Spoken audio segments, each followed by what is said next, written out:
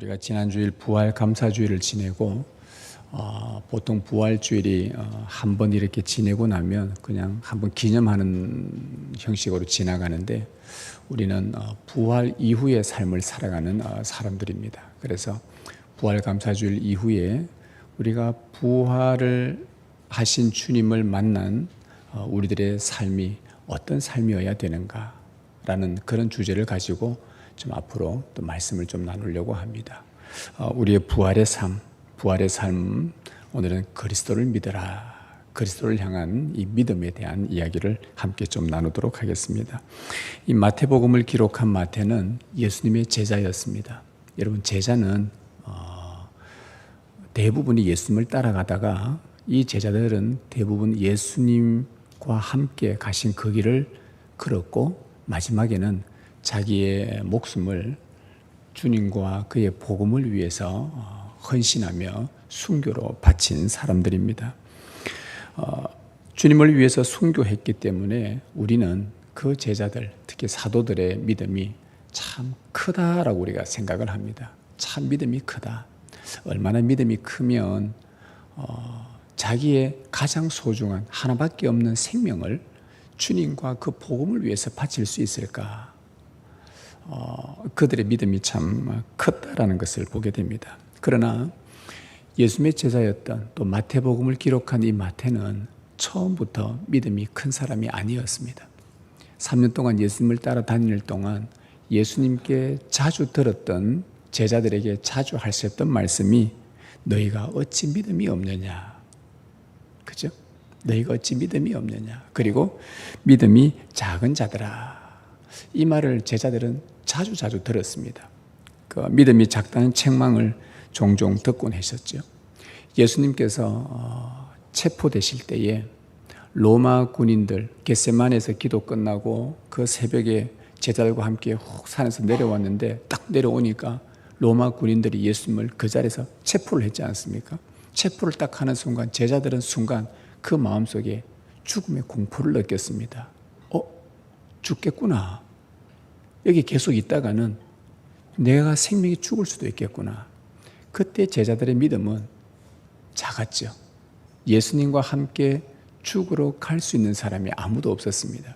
그래서 스승인 예수님을 버려두고 제자들은 모두 도망을 가버렸습니다. 막상 죽음이 위협하자 예수님을 따를 믿음이 없었던 것이죠. 그런데 이 체포되고 또 그 일이 있은 지 50일이 지나서 반전이 하나 일어납니다. 마태는 예수님을 체포했던 로마 군인들 앞에서 그리고 종교 지도자들의 그 거대한 권력 앞에서 담대하게 예수님을 증거하기 시작한 것입니다. 자기 목숨을 아끼지 않고 내가 이제는 죽으면 죽으리다 라는 각오로 예수님의 증인이 되었습니다. 정말 큰 믿음으로 바뀌어져 있는 모습을 보게 되죠. 정말 작은 믿음인데 큰 믿음으로 이렇게 변화되는 모습이었습니다. 예수님과 3년을 보내면서 믿음의 진보가 미미했던 이 마태가 갑자기 예수님을 위해서 자기 목숨을 던질 정도로 큰 믿음을 갖게 된 그 계기가 무엇이었을까요? 여러분, 계기가 무엇이라고 생각합니까? 그렇게 믿음이 약했던, 작았던 그 마태를 비롯한 제자들이 갑자기 예수님을 위해서 자기 생명을 바치겠다고 막 달려갑니다. 그 계기점이 뭐였냐 말이죠. 성경을 보니까 그 계기점은 마태가 부활하신 주님을 만나고 나서부터였습니다. 참 놀랍습니다. 부활하신 주님을 만나고 난 그것이 무슨 놀라운 힘으로 권능으로 역사했던지 그들은 그 이후로 자기 생명을 내놓고 예수님의 증인이 되려고 했습니다. 분명히 예수님이 십자가에 돌아가신 것을 확인했습니다. 그리고 그의 시신이 무덤에 안치된 것도 목격했습니다. 그런데 죽은 그분이 다시 살아나신 것을 보게 된 것이죠. 자기만 본 것이 아니라 제자들이 거의 다 보았고 500여 명 되는 사람이 죽었다가 다시 살아난 예수를 직접 목격하고 그 목격한 자들의 증언들만 해도 너무나 많았단 말이죠. 부활하신 그 주님께서 정말 자기에게 찾아오셨고 마태의 손을 만져주시고 그 눌렸던 마음도 어루만져 주시고 하늘의 평안으로 마태야 내가 너에게 평안을 주노니 이 평안을 받으라. 얼마나 마음의 평안으로 가득 찼는지 참 놀라움을 경험했습니다. 그래서 그가 예수님이 성천하시기까지 약 그 부활하시고 40일 동안 정말 마태는 다시 사신 예수님을 맞는지 몇 번이고 확인을 했습니다. 몇 번도 만져보고 예수님 못자국 다시 한번 보기도 하고 진짜 예수님 맞다. 정말 맞다. 예수님을 몇 번이고 확인하고 그리고 예수님께 하나님 나라에 관한 이야기를 계속 들으면서 그 마태의 마음속에는 예수님에 대한 믿음, 부활하신 주님에 대한 믿음이 점점 확고해지기 시작합니다. 그리고는 성령의 충만함을 오순절날 성령 충만함을 받고 그 부활의 권능에 사로잡혀서 가는 곳마다 예수님은 다시 사셨습니다. 예수님은 다시 살아나셨습니다. 그분은 우리의 소망이십니다. 그리고 마태복음 마지막에 기록한 것처럼 세상 끝날까지 우리와 함께 하신답니다. 이것을 마태가 가는 곳마다 부활하신 그리스도를 증거했습니다. 심지어 그 주님을 위해서 부활하시고 승천하신 이후에 마태가 한 25년에서 30년을 더 사역을 합니다. 예수님 승천하시고 나서 그 힘겨운 그 복음을 증거하는 그의 생애 25년, 30년을 보내면서 내 삶을, 내 생을 주님을 위해서 내가 송두리째 바쳐야 되겠다. 이제 나에게 가장 소중한 것은 나의 전부는 부활하신 예수님 뿐이지 않는가. 그래서 그의 남은 생 25년, 30년을 오직 주님을 위해서 바치기로 그렇게 작정을 하고 살다가 마침내 순교로 생을 마감합니다. 큰 믿음이 아닐 수 없습니다. 작은 믿음에서 믿음이 없다고 작다고 예수님께 들었던 그 믿음이 마지막에 그의 생을 마감할 때는 큰 믿음이 되어 있었던 그 마태의 믿음을 보게 됩니다. 저는 이 마태의 삶을 연구하고 그의 믿음의 진보와 또 변화를 보면서 부활의 삶이 뭘까? 부활의 삶이라는 게 어떤 것일까? 우리는 부활하신 예수님을 만나고 나서 그 이후에 살아가는 사람들인데 부활의 삶을 산다는 게 어떤 것일까? 라고 이 마태의 삶을 연구하면서 나름 제가 이런 정의를 내렸습니다. 부활의 삶이란 예수 그리스도를 향해 큰 믿음으로 살다가 생을 마감하는 것이다. 예수 그리스도를 향해 큰 믿음으로 살다가 생을 마감하는 것이다. 저는 여러분이 지금은 어떤 믿음인지 모르겠지만 여러분이 생을 마감할 때는 큰 믿음으로 나에게는 주님밖에 없고 주님을 위해서 나의 삶을 정말 드리고 싶다. 온전히 드리고 싶다. 나에게 남는 것은 우리가 나중에 주님을 만나게 되면 우리에게 남는 것은 하나밖에 없습니다. 이 땅에 있었던 재산도 없고 집도 없고 아무것도 가지고 가지 못하는데 딱 하나 갖고 주님을 만납니다. 주님을 믿는 믿음입니다. 큰 믿음으로 내 생을 주를 위해서 헌신하고 보냈다는 것. 여러분이 큰 믿음으로 살다가 생을 마감할 수 있는 이 복이 있기를 진심으로 축복합니다.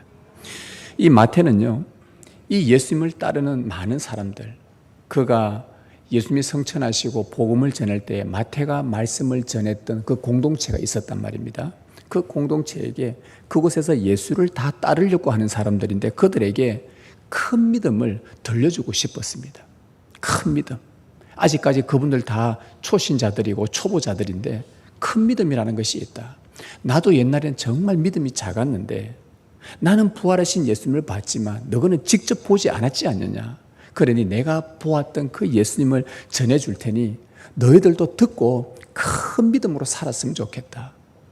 하면서 자기의 경험을 들려주며 어떻게 작은 믿음에서 큰 믿음으로 변화될 수 있었는지, 어떻게 주님을 위해 큰 믿음으로 생을 마감할 수 있었는지 그가 알려주고 싶었습니다. 그러면서 그가 마태복음을 기록하는 가운데 어느 한 이방 여인의 이야기를 들려줍니다. 예수님은 그 여인에게 내 여인이야, 내 믿음이 크도다 라고 말씀하셨거든요. 그 여인은 큰 믿음을 갖고 있었습니다. 예수님께서 칭찬한 큰 믿음이었습니다. 마태는 바로 그 이방 여인의 믿음을 아주 자세하게 기록을 했습니다. 21절에서 28절까지 제가 이 말씀을 여러 번 읽으면서 성경 한 우리말 성경만 읽은 게 아니라 원문도 보면서 여러 가지 영어 성경도 보면서 여러 보는 가운데 이 여인의 믿음이 왜 큰 믿음이 될 수 있었을까? 예수님이 왜 크다고 하셨을까? 라는 그 과정들이 보니까 한 3단계의 과정으로 이렇게 점점 가고 있었다는 것을 이 본문에서 발견을 하게 되었습니다.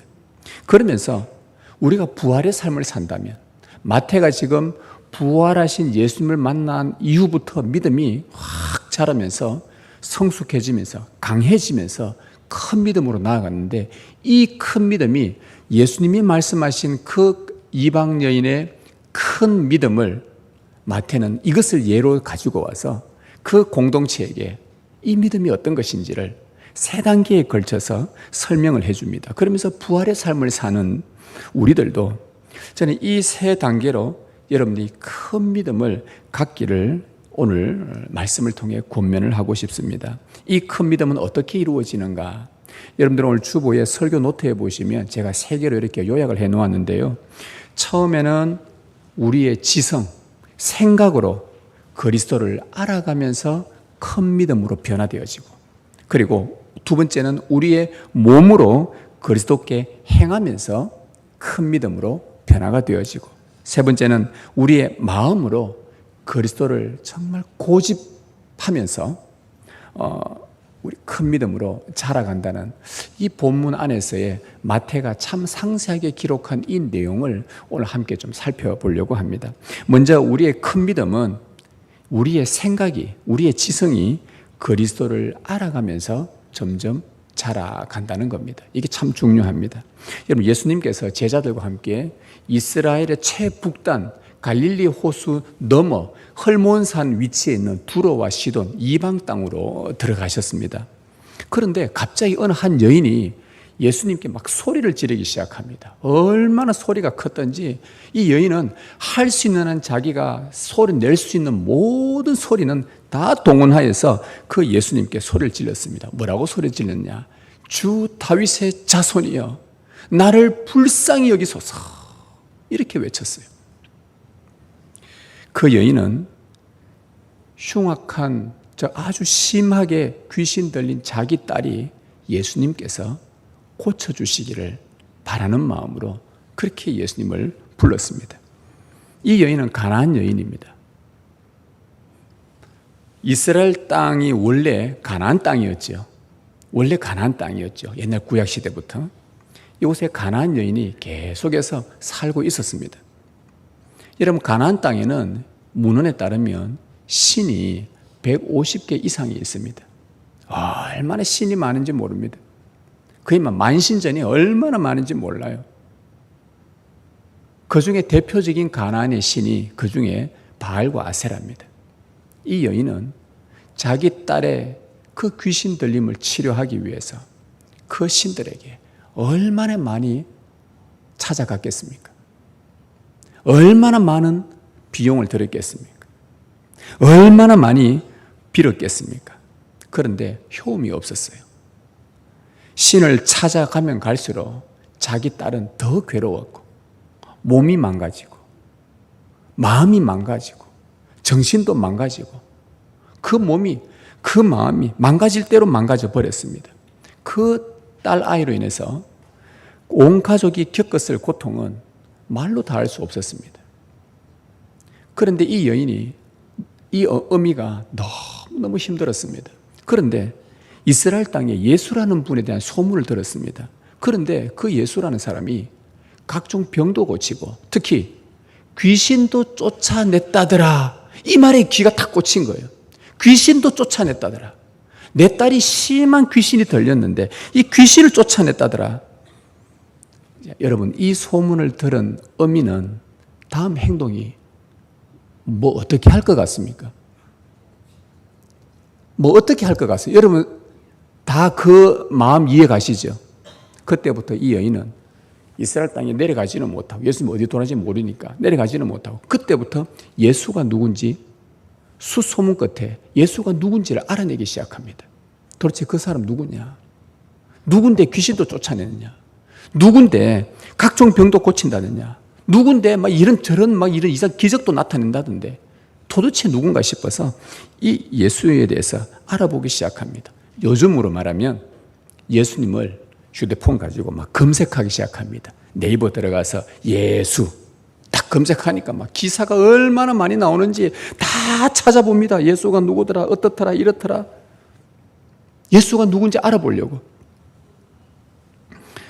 우리가 몸이 아프면 좋은 병원을 막 검색을 하고, 이 병 수술은 이 의사다, 이 병은 이 병원이다, 무슨 약이다 하면서 우리가 휴대폰과 인터넷 검색하듯이 딸의 치료를 위해서라면 무언들 의미로서 못하겠습니까? 눈이 빠지도록 예수님을 어떤 분인지 알아내려고 했습니다. 너무나 간절했기 때문이죠. 그러던 중 예수님에 대해서 두 가지 사실을 알게 됩니다. 그게 뭐냐? 저분은 다윗의 자손이다. 그걸 들은 거예요. 여기저기서 저분은 다윗의 자손이라더라. 다윗의 자손? 다윗의 자손이란 말은 그 당시 때에 상용되는 의미가 뭐냐? 하나님이 보낸 구원자란 뜻입니다. 하나님이 보낸 구원자? 저 이스라엘의 신 여호와가 보낸 구원자란 말인가? 이 여인은 다윗 정도는 이름을 알고 있습니다. 굉장히 유명한 이름이거든요. 가나안 여인이지만 일본 사람들에게 이순신 장군 하면 다 알듯이 그거와 똑같은 겁니다. 내 이웃 나라에 어떤 그 신의 그 유명한 사람, 근데 그 다윗의 자손이 예수라? 다윗의 자손이란 정보를 하나 알게 됐습니다. 오케이. 그리고 또 하나 알게 된 사실이, 알아보니까 그 다윗의 자손을 보낸 예수님을 보낸 하나님은 이방인에게도 긍휼을 베푸는 분이더라. 이걸 알게 된 거예요. 이방인에게도 긍휼을 베풀더라. 불쌍히 여겨주신다더라. 어떻게 이걸 알게 됐냐 하면은 이 가나안 여인의 조상들 중에 두 명의 여인이 있는데, 이 두 명의 여인이 가나안 여인인데 예수님의 족보에 들어간 이름을 알게 된 거예요. 여러분, 이 책은 누가 썼다고요? 마태가 썼는데, 마태가 의도적으로 제일 1장에 예수님의 족보를 하면서 가나안 여인 두 사람을 딱 집어넣습니다. 누굽니까? 유다의 며느리 다말, 그리고 여리고 성의 기생 라합, 둘 다 가나안 여인이란 말입니다.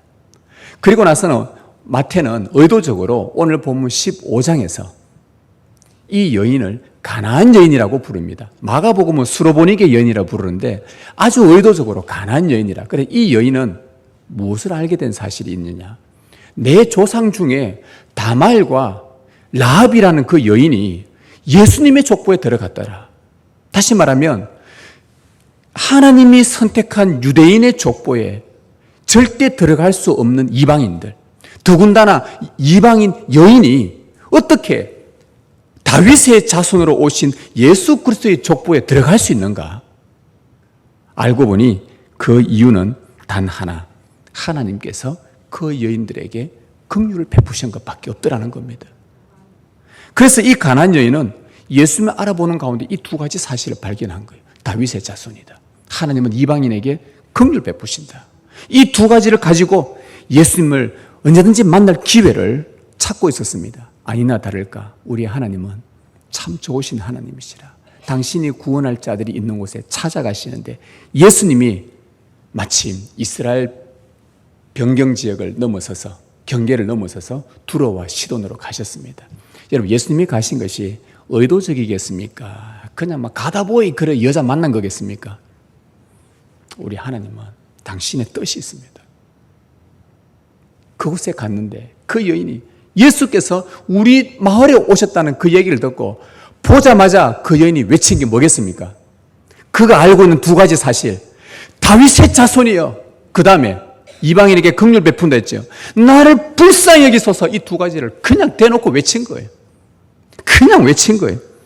당신은 나를 구원할 수 있는 다윗의 자손이 맞습니다. 그리고 구원을 위해서 나를 불쌍히 여겨주십시오. 여러분, 예수님을 향한 정말 바른 신앙 고백이지 않습니까? 정말 놀라운 신앙 고백이죠.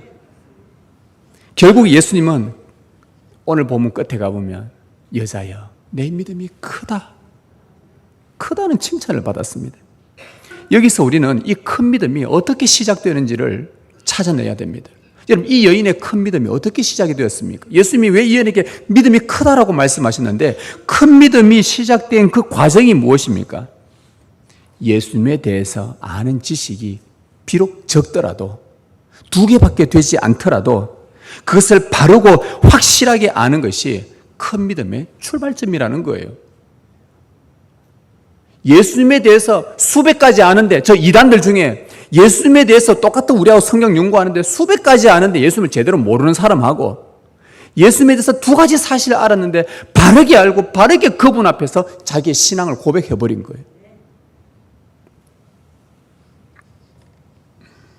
이 가나안 여인은 자기와 같은 이방인을 긍휼히 여기고 은혜 베푸신다는 확신이 있었고, 그리고 구원받은 나의 구원은 바알과 아세라 같은 가나안 신들이 아니라 오직 다윗의 자손 예수님만 가능하다는 것을 그녀가 확신을 했습니다.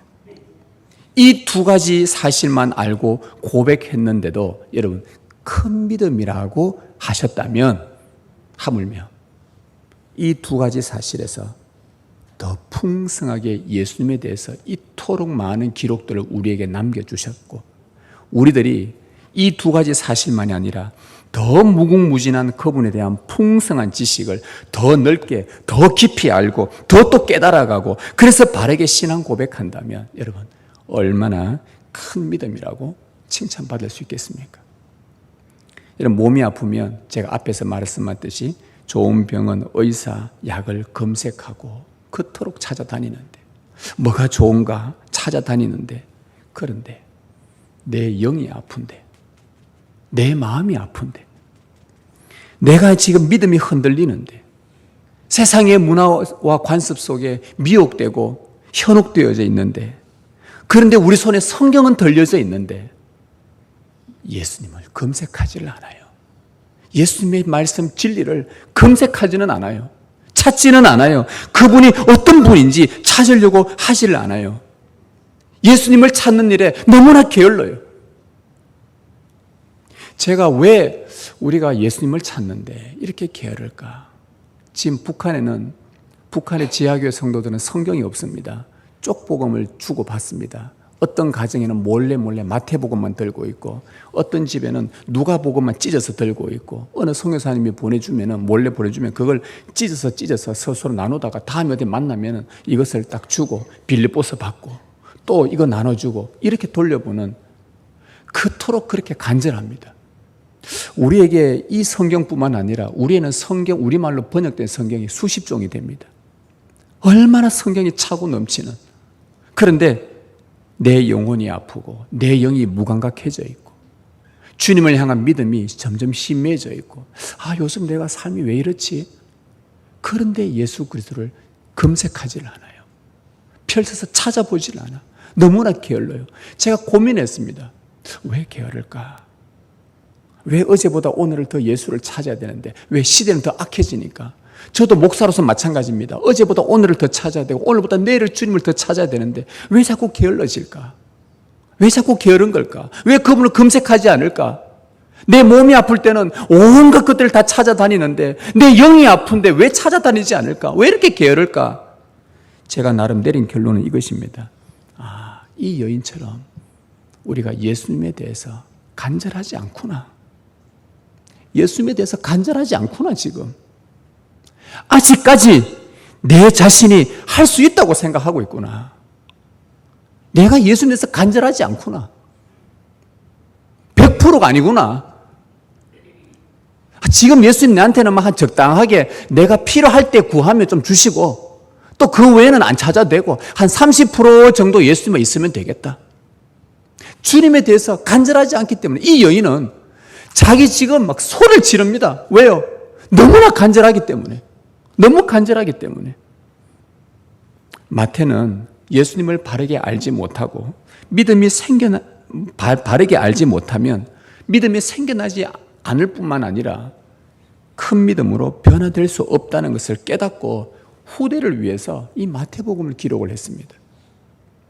다윗의 자손 예수, 긍휼히 여기는 예수, 이 두 가지를 중심으로 더 많은 풍성한 예수님을 소개하려고 28장이나 되는 마태복음을 기록해서 우리에게 훨씬 더 많은 예수님에 대해서 알고 깨닫고 경험해서 믿음의 풍성한 지식을 나눠주려고 순교를 각오하면서 많은 분량을 자세히 기록했고 오늘 마태복음을 우리 손에 들려준 것입니다. 여러분, 올해 우리 교회는 성경을 매일 한 장씩 이렇게 읽도록 합니다. 작년에는 리딩 지스 성경 통독해서 그리스도 중심으로 읽자 해서 4장씩 5장씩 읽었는데 읽다 보니까 1년에 1독하는 것은 좋은데 1년에 1독도 좋지만 정말 우리가 중요한 것은 말씀 하나하나 속에서 예수 그리스도를 찾고 발견하고 그분이 직접 나와의 말씀 속에서의 깊은 인격적 관계를 맺어가는 게 더 중요하거든요. 그래서 올해는 한 장씩만 좀 분량을 줄이고 한 장씩만 매일 읽으면서 그렇게 합니다. 왜 그렇게 하는 이유는 뭐냐? 그 말씀에서 예수님이 어떤 분인지 찾아보자는 겁니다. 그리고 묵상하고 깨달은 거 또 확신하고 그래서 그 알게 된 지식을 내가 하나님 앞에 고백하고 정말 주님은 다윗의 자손이십니다. 맞습니다. 나를 긍휼히 여기시는 분입니다. 나를 돕는 분입니다. 나를 덮어주시는 분입니다. 내 눈물 닦아주시는 분 맞습니다. 나를 치료하시는 분 맞습니다. 내 상처를 하나하나 듣고 아물게 하시는 분이신 맞습니다. 그 말씀 속에 나오는 예수님을 발견하고 그리고 소그룹에서 모여서 자기가 깨달았던 그 예수님 알려주고 들려주고 서로 나누고 그렇게 해서 주님에 대한 그 바른 지식이 더욱더 풍성해져서 견고해지도록 하기 위해서 우리가 매일 한 장씩 읽으며 이렇게 합니다. 우리 주위에 얼마나 비성경적인 문화들과 전통들과 심지어 교회 안에도 저도 목사이지만요 세월이 지나면서 이거 교회에서 이거 진짜 옛 전통인데 이거 깨트려야 되는데 저도 몰랐다가 갑자기 그런 것이 석 자리 잡고 있으면 참 성경적이지 않은 거 이거 말씀 속에 주님은 이렇게 말씀만 했는데 이런 것들에 내가 미혹되고 흔들리지 않도록 그런 게 있을 때마다 말씀으로 저항할 수 있도록 끊임없이 교회를 거룩하게 나가고 우리가 사는 가정을 세속화되지 않도록 해나가고 이게 그 예수님이 누구신지에 대한 그 간절함과 그분을 바른 아는 이 믿음 그럴 때 이것이 우리의 큰 믿음으로 변화되기 위해서 이 과정을 지나가는 것입니다. 제가 참 감사한 것은 저희 교회에 얼마 전에 저희가 세례 양육반을 제가 하겠다고 이렇게 광고를 하고 세례받은 지 3년, 5년 되신 미만 분들에게 이 광고를 하니까 아무도 신청 안 해요. 우리 교회 특징입니다. 광고하면 신청을 안 해요. 세례 교인이 우리의 노회에다 보고하는 숫자가 50명 이래 우리 보고를 하는데 항상 이런 거 양육하면 신청자는 5명. 임박하면 7명. 이제 오늘부터 개강 시작합니다 하면 또 2명 더 추가해서 9명. 그래서 참 우리 교회는 광고해가지고는 되지 않는 교회라는 걸 제가 알고 있습니다. 그래서 이번에 세례 양육반 어떻게 했냐? 직접 전화를, 문자를 보냈어요. 집사님, 세례받은 지 3년 되시는데 요거 교육 들어오셔야 됩니다 하니까 여러분 이 말을 제가 우리 장례 집사님이나 권사님이나 또 신앙생활 20년 하신 분한테 문자 보내면 답이 어떻게 오겠습니까? 다 알거든요. 목사님 저 안 되는데 바쁜데 일이 근데요 세례받은 지 3년 되신 분들은요 문자를 보내는데 그 시간에 4분이 탁 다 오신 거예요. 화요일 날 저녁에 8시부터 저는 1시간만 할 생각이었는데 이분들의 오셔서 일 다 마치고 정말 피곤한데요 앉으셨는데 졸지도 않으시고 주무시지도 않으시고 그게 하나님처럼 하나님의 성품을 가지고 앉아서 거기서 같이 책 읽고 신앙의 토대를 쌓는 것, 책 읽고 말씀 살피고 질문도 하고 저도 묻기도 하고 그러면서 제가 한 게 느낀 거는요. 믿음이 자란다는 것을 제가 경험했습니다. 소수 인원이라도 믿음이 자라는구나. 바른 믿음들을 이때부터 하나씩 알아가고 예수님을 알고 싶어하는 그 마음을 제가 느꼈습니다. 얼마나 감사했는지. 그래서 그 중에 어떤 분은요, 저한테 이런 말도 했어요. 목사님, 세례 받고 난 이후에 우리가 시간제가 여러 면에 있어서 양육받는 게 참 쉽지가 않습니다. 이런 양육 과정이 꼭 있었으면 좋겠습니다. 이기는 광고 안 합니다. 제가 필요한 분에게 기도하고 마음을 그 간절한 분에게 따로 연락을 드립니다. 이분들이 이렇게만 하면 큰 믿음으로 자랄 것이라 저는 확신합니다. 여러분, 우리가 믿음이 큰 믿음으로 자라는 것 생각입니다. 이 생각으로 예수 그리스도를 점점 알아가면서 큰 믿음으로 자랍니다. 여러분, 우리의 생각이, 우리의 지성이 주님의 진리를 향하도록 애쓰십시오. 부활의 삶으로 산다는 것은 우리의 생각이 예수님을 아는 일에 점점 확실하게 확신하는 것입니다. 예수님의 역사를 읽고 배우며 묵상을 반복하고 확신이 거듭될수록 주를 위해 목숨을 바칠 수 있는 큰 믿음으로 점점 변화되어져 갈 것입니다. 저는 여러분의 생각이 예수님을 간절히 원하기를 바랍니다. 그리고 또 하나는 이 큰 믿음은 몸으로 그리스도께 행하면서 자라갑니다.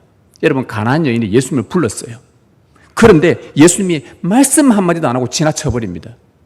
그 순간 그 여인은 뭘 느꼈겠습니까? 너무 매정하다. 예수님이 이렇게 매정할 수 있나? 내가 이렇게 부르짖었는데 분명히 이방인을 긍휼히 여기는 분이라고 내가 들어서 알고 있는데 그걸 확신 알고 이렇게 외쳤는데 왜 나를 그들도 보지 않는 걸까?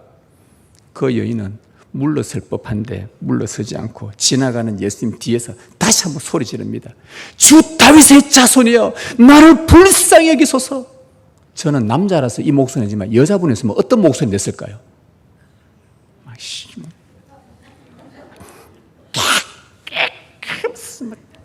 얼마나 간절했으면. 그러니까 이 소리가 얼마나 시끄러웠는지 제자들이요, 예수님 제발 좀 빨리 좀 보내주셔서 빨리 어떤 조치를 취하든지 하니까 그때 예수님이 제자들 보고 뭐라 그랬냐니까, 얘들아, 나는 이스라엘의 잃어버린 자들에게 내가 보냄을 받았지 나는 저런 사람에게 보냄 받은 거 아니다, 이 말을 했단 말이죠. 그러니까 마치 그 말을 그 여인이 들었어요. 딱 들었단 말입니다. 무슨 마음이 들겠습니까? 실망감이 밀려오는 거예요. 아니, 이방인에게 은혜를 베푼다는 말은 그럼 거짓말인가? 이스라엘 백성에게만 구원이 주어진다. 내가 지금까지 예수님을 알아보고 기회가 왔을 때 외치고 이런 거 괜히 내가 시간 낭비했나? 그리고 돌아설 법한데, 그러나 그 여인은요, 그래도 이렇게 소리 질렀는데 제자들에게라도 뭔가 예수님이 대답이라도 하셨지 않습니까? 그게 어떤 거예요?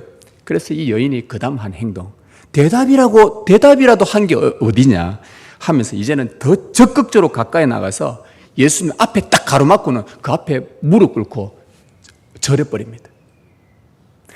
오늘 본문은 예수 앞에 절하여라고 합니다. 이 절한다는 말은 무릎 꿇고 엎드린다는 말입니다. 그런데 이 무릎 꿇고 절하는 이 행위는 성경에서 이렇게 쓰입니다. 예배한다, 신을 예배한다, 경배한다라는 뜻입니다. 전에는 바알과 아세라에게 내가 예배하고 경배했는데 이제는 그 여인이 예수님께 엎드려서 예배하는 자세를 취합니다. 예수님을 간절히 자기가 원하고 있다는 것을 지금 뭘로 표현하고 있습니까? 몸으로 표현하고 있는 거예요. 처음엔 생각으로 알고 있는 것을 외쳤는데 꿈쩍하지 않으시니까 이제는 뭘로 했다? 몸으로 자기의 간절함을 표현을 했습니다. 그리고는 주여 저를 도와주소서, 저를 도와주소서, 주여 저를 도와주소서. 이 주여라는 부른 이 호칭은 예수님의 제자 중 도마가 예수님이 살아났다고 제자들이 말하니까 무슨 소리 하노? 예수님 뭘 살아났는데 죽은 걸 봤는데, 아니다, 예수님 살아났다. 그래서 도마가 의심하고 있을 때 예수님 오셔서 찔린 거 내 손 봐라, 찔린 허리 봐라. 그리고 도마가 예수님 부활하신 주님을 만나고 나서 그의 입에서 나온 고백이 뭡니까? 이는 나의 주님이시요 나의 하나님이시라. 바로 그때 도마가 고백했던 주여가 이 여인이 말했던 주여와 똑같은 말입니다. 이 가나안 여인은요, 나를 도울 자는 바알도 아니고 아세라도 아니고 이 세상에 그 무엇도 아니에요. 오직 예수 당신뿐입니다. 내가 당신께 엎드려 절하오니 내 몸을 다 드려 당신만이 나의 주님이십니다. 예배 받으실 주가 되십니다 하고 그 여인이 온몸으로 지금 그분 앞에 마치 항거하듯이 무릎을 꿇고 예배 드리는 자세로 취해버린 겁니다. 우리가 예배 시작할 때에 시편 124편 8편으로 고백을 하지요. 우리의 도움은 천지를 지으신 여호와의 이름에 있도다. 장로교회, 종교개혁 이후에 우리 개혁교회의 선조들은 예배 시작 때마다 항상 이 시편을 읊조립니다. 왜요? 우리의 도움은 천지를 지으신 여호와의 이름에 있도다. 주여 나를 도우소서. 우리의 도움은 어디서 온다? 천지를 지으신 여호와께로 온다. 그리고 그 여인이 예수님 앞에 무릎 꿇어 예배를 한 것. 우리의 예배는 주님 이곳에 오셔서 우리를 도우실 분은 천지를 지으신 여호와뿐입니다.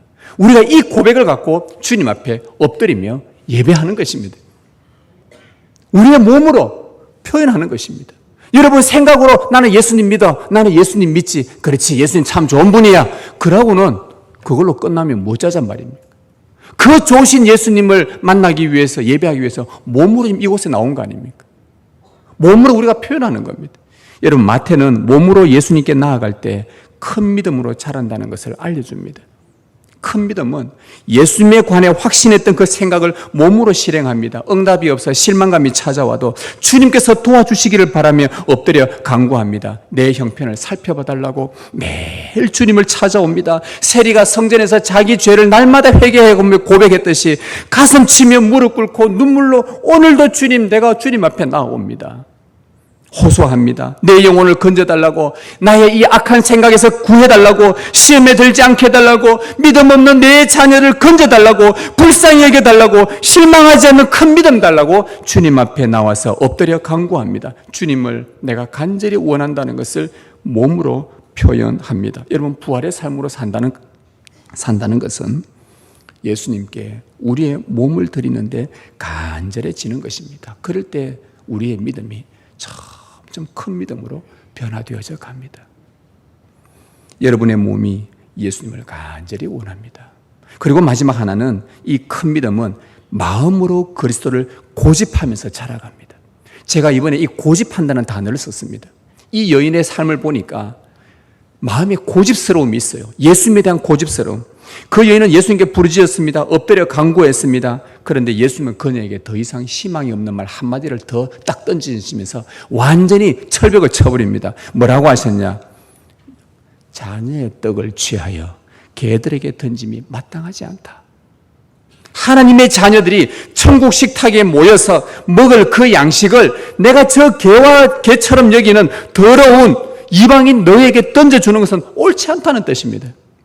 여러분 이 정도 예수님의 발언이면 그 수위가 정말 높지 않습니까? 정말 높은 수위입니다. 지금 이 여인은 자존감이고 뭐가 완전 밑바닥 치고 있으면 내가 지금 뭐라고 이 남자한테 이런 소리를 들어야 되나? 더 이상 예수님께 기대하지 않고 포기할 법합니다. 그런데 그때 그 여인이 끝까지 포기하지 않고 한마디 덧붙입니다. 여자가 이르되 주여 옳소이다마는 개들도 제 주인의 상에서 떨어지는 부스러기를 먹나이다. 이 여인의 관점에서 제가 이 여인이 했던 27절의 말씀을 다시 한번 제가 제 진술에서 설명해 드리겠습니다. 이 여인의 말은 이런 겁니다. 네, 맞습니다. 맞습니다.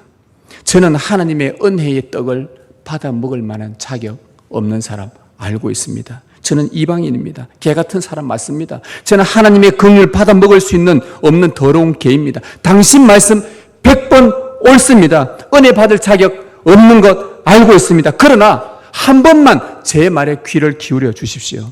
개들도 주인의 상에서 떨어지는 그 부스러기를 먹는다고 합니다. 부스러기라도 떨어뜨려 주시면 제가 거지처럼 개처럼 받아 먹겠으니 그 부스러기 은혜라도 저에게 나누어 주십시오. 그거라도 주십시오. 그 은혜라도 주시면 흉악하게 귀신 들린 내 딸이 나을 수 있겠습니다. 다 필요 없습니다. 주님, 그 부스러기 같은 거, 먼지 같은 거, 그거 하나라도 다 족하니 이 은혜라도 저에게 주십시오. 지금 이 여인은 이 호소를 하고 있는 거예요. 그 마음이, 그 여인의 마음이 생각으로 예수님에 대해서 알고 있었던 걸 몸으로 엎드려 절하면서 이제는 이 마음이 꺾이지 않는 마음으로 하나님의 은혜를 사모하는, 간절하게 정말 고집스럽게 이 마음을 포기하지를 않습니다. 예수님만이 자신의 전부여야 한다는 이 고집스러운 마음, 이 고집스러운 마음을 예수님은 이제 그때서야 비로소 그분이 뭐라고 말씀하시냐. 여자야, 내 믿음이 크도다. 여러분, 그렇다고 우리 예수님께서 정말로 부스러기 하나 탁 던져주고 아이고 막 이거나 먹어라, 거짓 취급하시겠습니까? 우리 주님께서 아니에요. 이것은 어떤 절망의 상황에 부닥치더라도 주님의 은혜를 절대 포기하지 않는 그 마음을 고집스럽게 간직할 때 큰 믿음으로 자란다는 것을 보여주려고 마태가 기록한 것입니다. 여러분, 예수님은요, 우리한테 진짜 부스러기 하나 던져주면서 막 이거나 먹어라. 너희는 유대인도 아니고 그 근처에 있는 이방인도 아니고 끝도 보이지 않는 그 바벨론 땅을 지나서, 페르시아 땅 지나서, 저 인도를 지나서, 서남아시아 지나서, 중국 지나서 저 동쪽 끝에 있는 저 극동 지역에 보이지도 않는, 나라라고 제대로 형성되지도 않았던, 전혀 우리는 부스러기가 아니라 부스러기조차도 떨어질 수 없는 바로 그런 곳에 여러분, 우리 주님께서 그냥 아이고 뭐 이거나 받아 먹어라 그렇게 하셨습니까? 아니요. 그분은요, 당신의 몸과 당신의 마음과 당신의 영혼을 모두 다 갈기갈기 찢어서 우리를 위해 전부를 다 내어주셨습니다. 아낌없이 주셨습니다. 자비와 긍휼이 너무나 크신 분이십니다. 결국 그 긍휼을 받고 나서 그 여인은 내 믿음이 크다라는 칭찬과 함께 그녀의 소원대로, 오늘 말씀해 보니까 네 소원대로, 내 믿음대로 귀신 들린 딸이 회복을 하게 됩니다. 부활의 삶으로 산다는 게 뭡니까? 예수님께 우리 마음을 드리는데 견고해지는 것입니다. 우리의 마음을 견고하게 하는 것입니다. 주님을 위해 그럴 때에 목숨을 바치는 큰 믿음으로 변화됩니다. 여러분의 마음이 예수님을 간절히 원하길 바랍니다. 사랑하는 성도 여러분, 부활의 주님을 만난 사람은 그 이후의 삶이 주님과 인격적인 관계를 맺습니다. 인격적인 관계가 뭡니까? 우리의 생각이 그리스도를 아는 것으로 자꾸 충만해져서 확고한 신앙 고백으로 나아가고, 우리의 몸이 그리스도께 행하는 것으로 간절해지고, 우리의 마음이 그리스도를 고집하는 것으로 견고해지는 삶입니다. 이것이 주님을 향한 큰 믿음으로 변하는 과정입니다. 주님 앞에 설 날이 점점 가까워져 올수록 우리의 생각이 주 예수님을 알아가는 일에 저는 더 자라가기를 바랍니다. 우리 몸을 주 예수께 드리는 일에 더 간절해지길 바랍니다. 우리 마음이 그 어떤 것도 빼앗기지 않고 예수님만 고집스럽게 붙들 수 있기를 바랍니다. 이렇게 할 수 있는 능력은 우리에게는 없지만 부활하신 주님께서 당신의 권능으로 찾아오셔서 우리의 작은 믿음을 큰 믿음으로 변화시킬 것입니다. 부활하신 주님을 향한 큰 믿음으로 살다가 여러분의 생을 마감하는 이 복을 누리길 주님의 이름으로 축복합니다.